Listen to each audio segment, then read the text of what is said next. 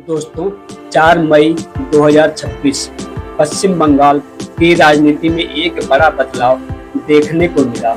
पहली बार इस पार्टी ने बंगाल में जीत हासिल की है। तब से एक नाम बार बार चर्चा में आ रहा है। मेरा मानना है कि ये ना होते तो आज का पश्चिम बंगाल बांग्लादेश में शामिल हुआ होता। आखिर कौन थे ये शख्स जिन्होंने भारतीय जनता पार्टी की नींव रखी और कहा, एक देश में दो विधान, दो प्रधान, दो निशान नहीं चलेंगे। इस विचार के लिए अपनी जान तक दांव पर लगा दी। डॉक्टर श्यामा प्रसाद मुखर्जी 1943 से लेकर 1946 तक हिंदू महासभा के अध्यक्ष पद पर बने रहे। 1948 में महात्मा गांधी की हत्या की निंदा करते हुए इसे भारत पर पड़ने वाला सबसे बड़ा आघात बताया और उन्होंने कहा, जिसने भारत को स्वतंत्र और आत्मनिर्भर बनाया, जो सबका मित्र था, किसी का शत्रु नहीं, लाखों लोगों का प्रिय और सम्मानित, उसका अपने ही समुदाय और देश के एक हत्यारे के हाथों मारा जाना अत्यंत शर्म की बात है। इससे दुखी होकर 23 नवंबर 1948 को वे महासभा से अलग हो गए।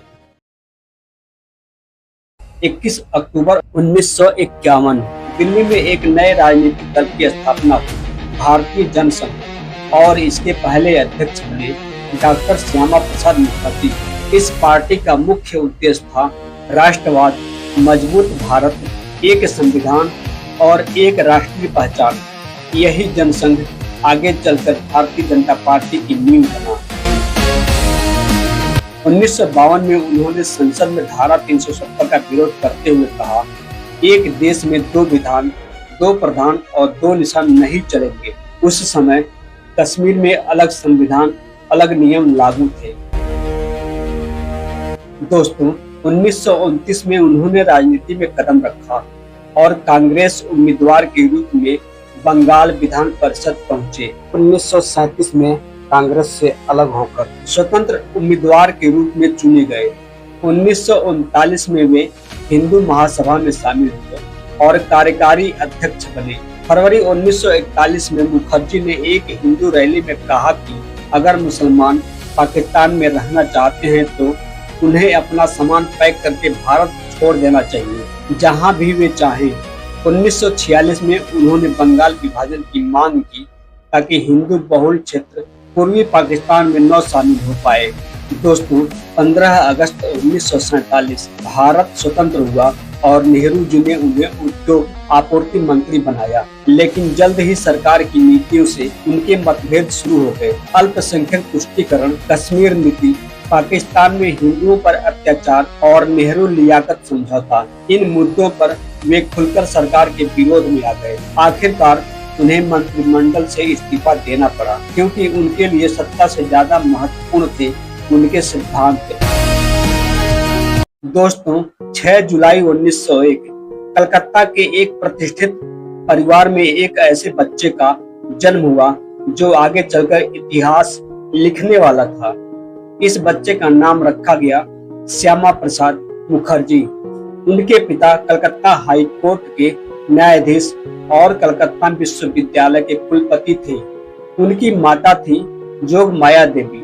बचपन से ही श्यामा प्रसाद बेहद मेधावी किस्म के विद्यार्थी थे। 1906 में उन्होंने भवानीपुर मित्रा संस्थान में प्रवेश लिया। 1914 में मैट्रिक पास किया और प्रेसिडेंसी कॉलेज में दाखिला लिया। 1916 में इंटर आर्ट्स की परीक्षा में 17वां स्थान प्राप्त किया। 1921 में अंग्रेजी भाषा में प्रथम स्थान प्राप्त कर स्नातक की डिग्री हासिल की। 1922 में उनका विवाह सुधा देवी से हुआ और 1923 में उन्होंने बंगाली भाषा में MA प्रथम श्रेणी से पूरा किया और उसी वर्ष कलकत्ता विश्वविद्यालय के सीनेट फेलो बने। 1924 में उन्होंने LLB की डिग्री प्राप्त की और 33 साल की उम्र में कलकत्ता विश्वविद्यालय के सबसे युवा कुलपति बने। उनका वैवाहिक जीवन मात्र 11 वर्षों तक ही चल पाया। 1934 में उनकी पत्नी की मृत्यु हो गई, तब उनकी उम्र मात्र 34 वर्ष की ही थी। फिर भी मुखर्जी ने पुनर्विवाह करने से इनकार कर दिया। इनके 5 बच्चे भी हुए। मई 1953 में उन्होंने बिना परमिट कश्मीर जाने का फैसला किया। 11 मई को कश्मीर में प्रवेश करते हुए उन्हें गिरफ्तार कर लिया गया। उन्हें श्रीनगर जेल ले जाया गया और बाद में एक झोपड़ी में नजरबंद रखा गया। दोस्तों, 19 जून की रात उनकी तबीयत अचानक बिगड़ने लगी। पीठ में दर्द, तेज बुखार और फिर सीने में दर्द। 22 जून को उन्हें अस्पताल में भर्ती कराया गया और 23 जून 1953 की सुबह सरकार ने घोषणा की डॉक्टर श्यामा प्रसाद मुखर्जी की मृत्यु दिल का दौरा पड़ने से हुई है। इस बात से पूरे देश में सवाल उठने लगा, क्या यह सिर्फ बीमारी थी या कोई साजिश।